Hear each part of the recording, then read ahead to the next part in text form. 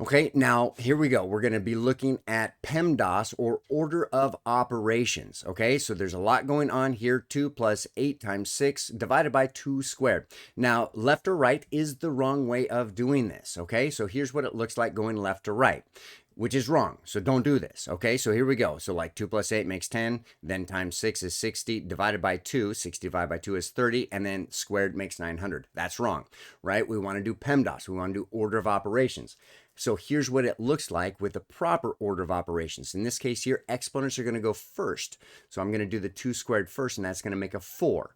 Then we do multiply, divide next, okay? Left to right. So we're going to do the plus last. Plus minus goes last. Multiplication comes next, right? Left to right, multiply, divide. So 8 times 6 would make 48. Then we take that 48 divided by 4 makes 12. And now last we're doing our addition subtraction. So 2 plus 12 to make 14. So you can see we end up with two totally different numbers here. One is the correct way and the other way, left to right, doesn't always work.